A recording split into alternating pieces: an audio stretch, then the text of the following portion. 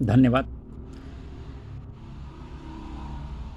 स्थितप्रज्ञस्य का भाषा समाधिस्य केशव स्थितिम किम प्रवासित आसेत किम वर्जेश किम।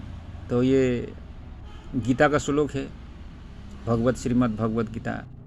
अगर आप खुश होना चाहते हैं, जीवन में सुखी होना चाहते हैं, धन पैसा कमाना चाहते हैं, परिवार में सुखी होना चाहते हैं, जीवन में जुड़ना चाहते हैं, स्वस्थ होना चाहते हैं, परेशानियों से छुटकारा चाहते हैं, तो गीता अवश्य पढ़िए। अब नहीं भी अभी पढ़ नहीं सकते हैं, समझना मुश्किल है, तो कहते हैं कि गुरु की शरण में जाना चाहिए। अब गुरु कैसा होना चाहिए?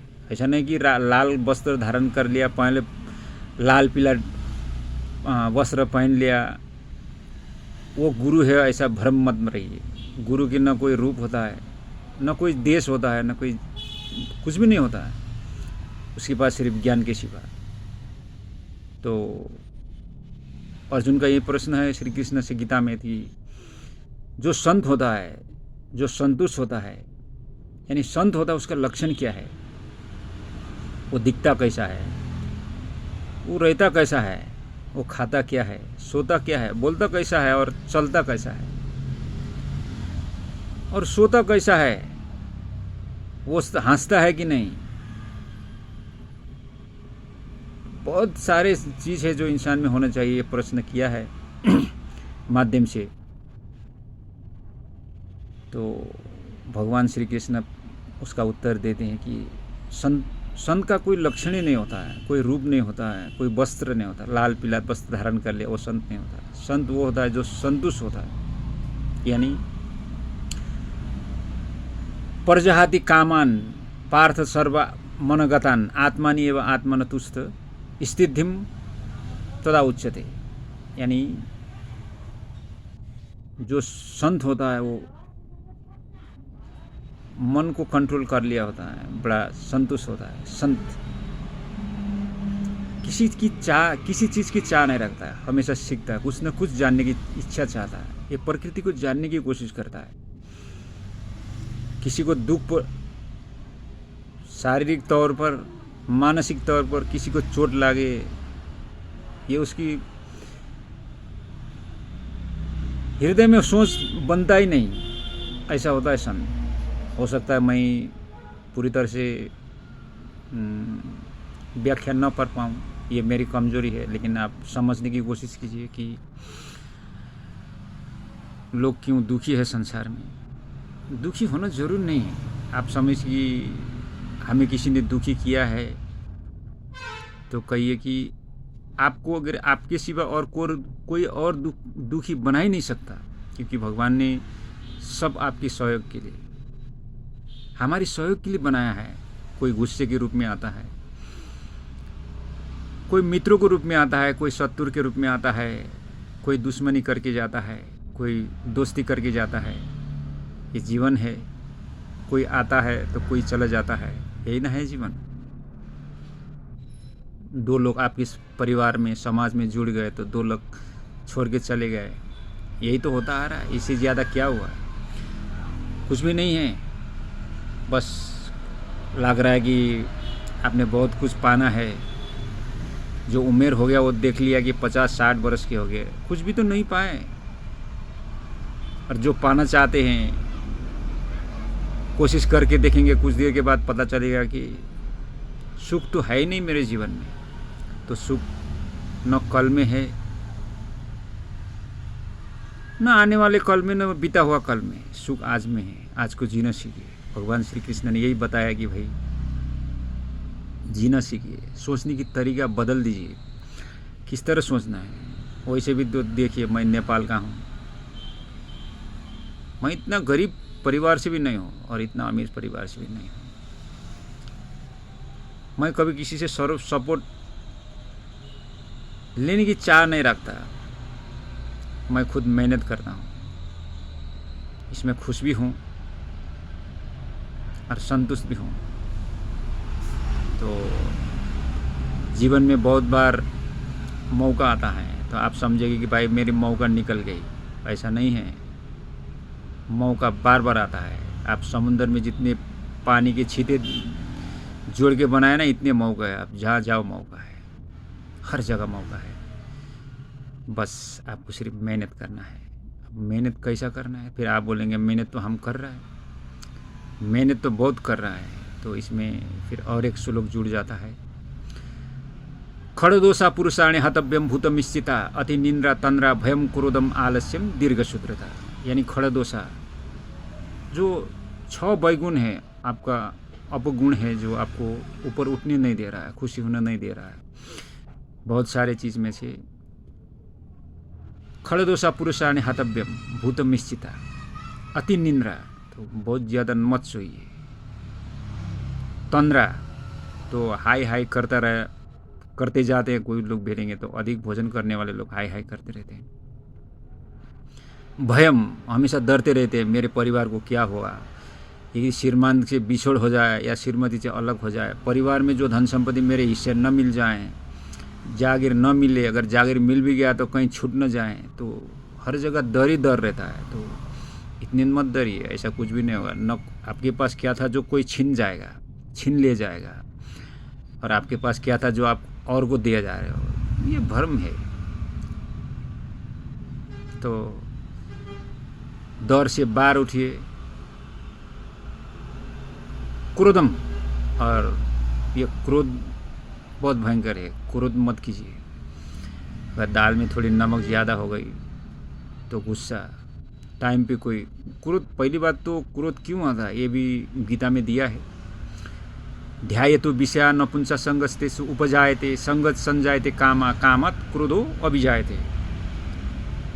आप किसी चीज़ को अपेक्षा करते कि ये होना चाहिए, मेरा बेटा ये करे, मेरा भाई ये करे, मेरी बहन ये करे, मेरे परिवार रिश्ते नाते ये करे, मुझे सम्मान दे, मैं जो कहता हूँ वो करे। अगर ऐसा आप इच्छा आप रखते हैं, अगर आपका इच्छा पूरा नहीं होगा तो गुस्से का मूल रूप वही है। बाकी और कुछ भी हो सकता है, बहुत सारे हो सकता है, तो मूल रूप है जो आप चाहते हैं आज की आप अपेक्षा पूरा न होना, यही है गुस्सा। क्रोध का मुख्य इसका मूल वही है। बाकी बहुत सारे हो सकते हैं लेकिन क्षणिक मिक्सिक वही है। तो क्रोध को जानिए और क्रोध मत कीजिए, परिवार से, स्पेशली दोस्तों से। पहली बात तो ये पूछिए कि ये संसार में जो भी लोग हैं जो आपसे क्रोध करते हैं, जलते हैं, भूनते हैं, न जाने क्या क्या करते हैं, तो अब जल के भूल के आपको ही तो खिला रहे हैं भाई तो उनसे नमस्कार कीजिए, खुश रहिए, तो उनको भी सिखाइए। तो कोई और कुछ भी बोले तो वो सब लेना ज़रूरी नहीं है। ये संसार तो कबाड़ा है, ये कबाड़ा में जो आपको चाहिए वो लीजिए, अभी जो आपको नहीं चाहिए उसे बटोरिए नहीं। उसको बटोरने में आप समय खर्च मत कीजिए, नहीं तो आप दुख का सामना करना पड़ेगा। फिर हंसना चाहोगे, आएगी नहीं हंसी, फिर आपको कपिल शर्मा ढूंढना पड़ेगा, न जाने क्या क्या जोकर लाफिंग मास्टर लोग ढूंढना पड़ेगा। अब जोकर तो मैं नहीं कहूँगा, सब टैलेंट है, किसी को हंसाने की कोशिश करते हैं, लेकिन वो व्यक्ति को हंसा नहीं सकता जो व्यक्ति हंसना नहीं चाहता है। जो भी कपिल शर्मा जी के पास जाएंगे तो वो हंसने के लिए पहले से तैयार होके जा रहा है, तो उसके हंसाना कोई बहुत बड़ी बात नहीं हुआ। तो हंसना आपको है, कोई और हंसा ही नहीं सकता। अगर आप रोते हैं तो आपको कोई हंसा नहीं सकता है, और आप हंसते हैं तो आपको कोई रुला नहीं सकता। यही भगवान का नियम है, तो गीता में यही कहा गया है। तो क्रोध के बाद आया है आलस्यम, तो आलसी मत कीजिए, आलसी मत कीजिए। अब कैसा आलसी, तो ये थोड़ा बहुत सोचना तो है, आलसी क्या है। तो भाई मुझे फुर्सत ही नहीं है, तो फुर्सत किसको है भाई? मैं भी तो देख रहा हूँ, सांस ले रहा हूँ, 4-5 सेकंड में सांस खींच रहा हूँ, फिर सांस छोड़ रहा हूँ, तो ये जन्म से है। अब मरते टाइम तक ये करते रहना है मुझे सांस फेरने से कहाँ फुर्सत है? नहीं फुर्सत है। इसी में मुझको खाना है, पीना है, कपड़ा पहनना है, सब कुछ करना है, परिवार को संभालना है, जागीर करना है, और सांस तो कंटिन्यू फिर लेना ही है मुझे, सांस छोड़ना भी है, खाना भी है, पीना भी है, सोना भी है, उठना भी है। तो फुर्सत किसी को नहीं है, राजा हो चाहे गरीब हो चाहे धनी धनाढ्य हो, समय तो 24 घंटे है। आप तो इसमें फिर भगवान श्री कृष्ण को और एक प्रश्न है,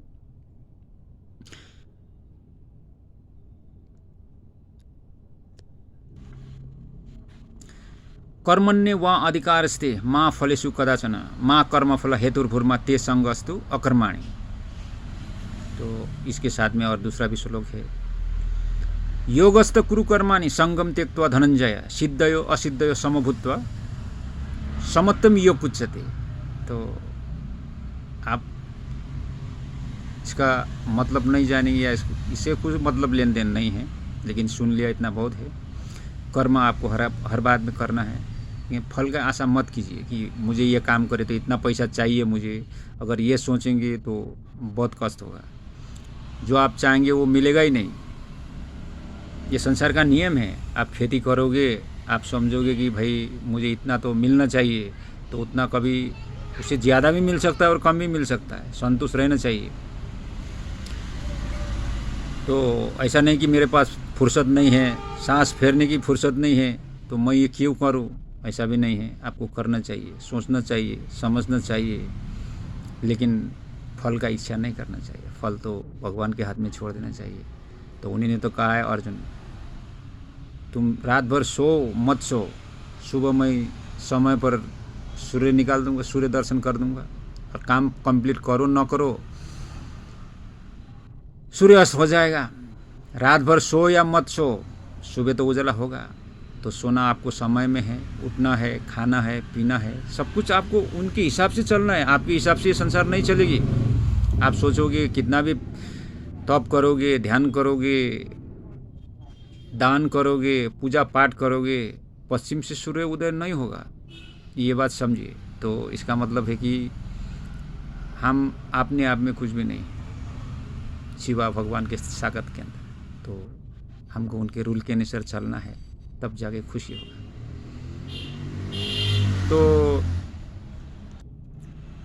तो प्रश्न अर्जुन का प्रश्न में वही है कि ठीक है, फल को आशा भी नहीं करेंगे, काम भी करेंगे, और सब कुछ ठीक है, जो आपकी इच्छा, हम उसी तरह से चलेंगे।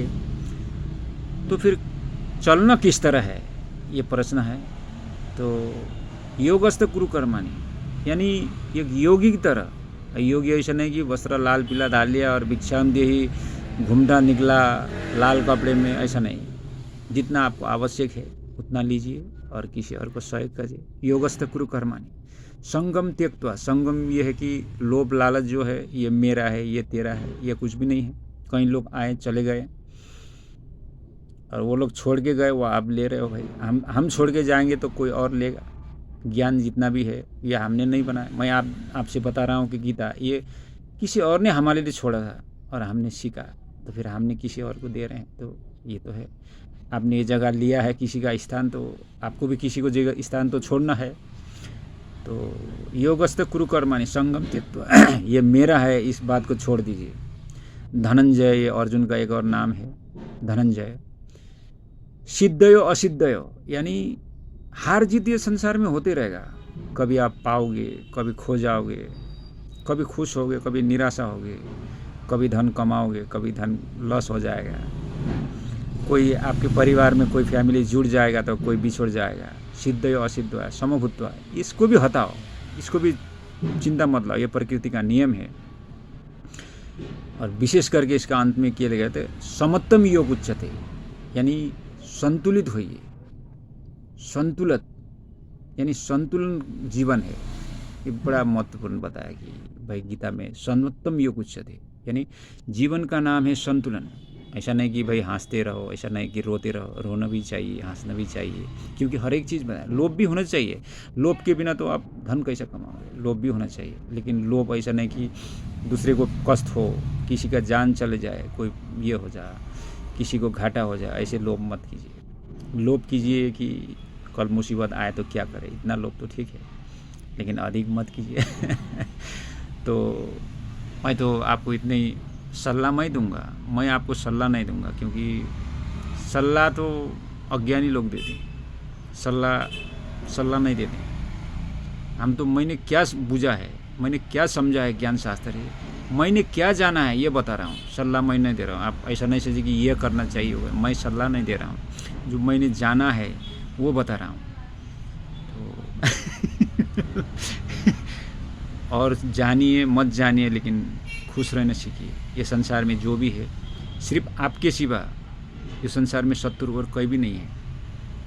अगर आप झगड़ा करना चाहोगे, दुश्मनी करना चाहोगे तो सारा संसार दुश्मनी हो जाएगा। अगर आपको झगड़ा नहीं करना चाहोगे तो लगभग न के बराबर कोई दुर्योधन के जैसा होगा।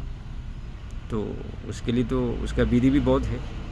तो अभी इतना मत जाइए कि किसे मारना है किसे नहीं मारना। इतने में सके जितना भी हो सके तो आप मिलने की कोशिश कीजिए। जो गलत है उससे बात मत कीजिए, समझाने की कोशिश कीजिए 1-2 बार। अगर नहीं समझ रहा तो छोड़ दीजिए। जय राम जी की। अब रावण का वध आपके हाथ से क्यों कर रहे हो भाई? भगवान श्री राम आ जाएंगे फिर उन करेंगे। तो आप आपको उतना सब नहीं सोचना है। बस आप तो लक्ष्मण बनिए, बस भरत बनिए, स्पेशली भरत बनिए। किसी को हत्या मत कीजिए, किसी के मृत्यु दंड देने के लिए राम लक्ष्मण आएंगे तो उनके जिम्मा दीजिए।